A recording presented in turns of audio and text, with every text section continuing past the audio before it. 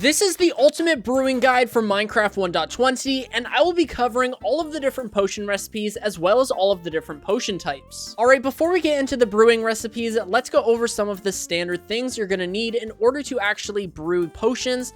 Firstly, you're going to need a ton of water bottles. Water bottles are required for every single potion, and you have the option of using 1, 2, or 3 water bottles, and you should always use 3 water bottles. That way you get the most potions out of your materials, because if you use 2, it's going to use the same amount of materials, but you're going to get 1 less potion. So always use 3 water bottles.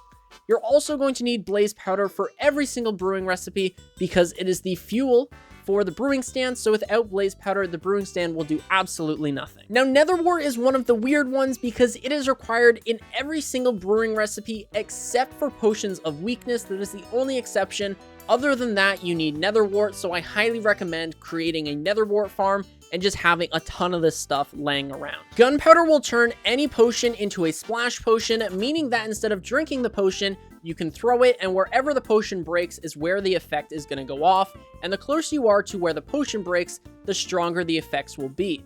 Now, very similar to splash potions, if you add Dragon's Breath to a splash potion, it will create a lingering potion, and what that does is it's very similar to a splash potion, as in you throw it, and the difference between that is that it lingers there, as the name implies, meaning that the effect will last in that area for maybe 30 seconds or however long the duration is. And the last 2 items can't be added to every potion, however they can be added to most. So firstly, redstone dust is going to make the effects of the potion last longer. So let's say that the potion usually lasts 3 minutes, redstone might make it last 8 minutes.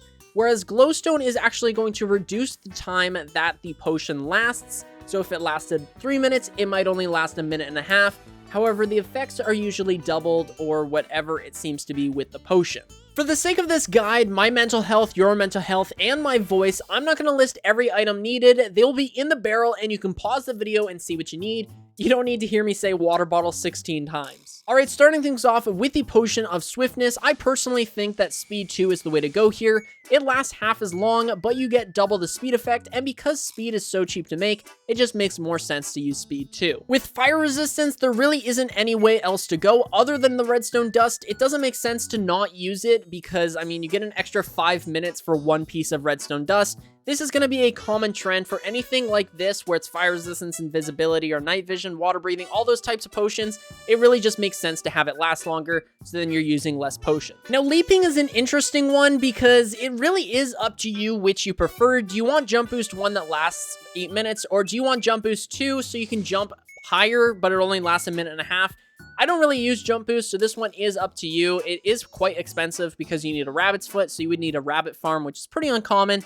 But again, it really is up to you. I don't have a preference here. Invisibility is pretty much the same deal as fire resistance. It just use redstone. It lasts longer. It doesn't make sense not to. All right, next up is poison. I would never recommend drinking poison, but obviously you're going to use this as a splash potion. In my opinion, I would always use poison 2 because it has a higher time to kill. But if you want to be annoying, then just go right ahead and make just a longer poison effect. Regeneration is pretty much the exact same deal. I would much rather have regeneration 2 so that I heal a lot quicker and I can just drink more regen potions. Gas tiers aren't that hard to come by. Just go in the nether for like 30 minutes and you can get quite a few. Now, strength is again up to you, but I do have my preference. I personally think that strength 2 makes a lot more sense, especially in a PvP scenario. However, if you're out going to hunt like wither skeletons, then I would say that strength 1 is better just because you don't want to fill your inventory with potions. But again, blaze powder, not that hard to come by. Strength 2, you get +3 attack damage. It makes a lot more sense to have strength 2, especially in a PvP setting. Weakness doesn't really matter. There's only one version, and that's with redstone dust. So, I mean, use it if you're using it on a player. I personally never use weakness. I only use it to cure villagers. So if you're just using it to cure villagers, there really is no reason to use it. The Potion of Decay literally doesn't even have a redstone or glowstone effects, so it's just standard Wither 2. I don't know why they don't have Wither 1. It's pretty weird. But again, never drink this. Use it as a splash potion. And yeah, just use it on your enemies. I mean, it's a pretty good potion. The wither effect is really annoying. All right, the Turtle Master one is interesting because you can have it so that you get slowness 6, which I think is absolutely hilarious. And for that reason, I'm a glowstone guy on this one. I love having slowness 6 and resistance 4. You're pretty much untouchable with resistance 4. So, I mean, if you're ever in a tricky situation, throw down a Turtle Master potion and then like instant health and regen, and it works every time. Potion of Slow Falling, exact same scenario. There's only a redstone boost. If you need it, use it. If not, then I mean, it doesn't really matter. A minute and a half should be more than enough to get you down from a tricky situation. But if you want to just float around, I think 4 minutes is perfectly fine. It only uses 1 redstone. Night Vision, exact same scenario as fire resistance and invisibility. Use the redstone, you save so many resources, and it lasts an extra 5 minutes. Harming, once again, very similar to Poison. Do not use this on yourself. There are 2 different recipes this time, which is cool. And again, no redstone effect. You can only use glowstone. So, I mean, why not? It does more damage. And actually, they do quite a lot of damage if I'm not mistaken. I think like it does 8 hearts. I might be mistaken on that one. All right, Potion of Healing, very similar. Use this one on yourself, but in this case, always use the glowstone. Instant health 2 is so much better than instant health. And it's glowstone dust. It's really cheap. Go into the nether, find some. Water breathing, exact same deal. You should always use redstone. There's no reason not to. 8 minutes versus 3 minutes. You save a pufferfish. It's just the way to go. And finally, slowness. This is our last one. Again, 2 different recipes. It can be derived from a speed potion or a jump boost potion.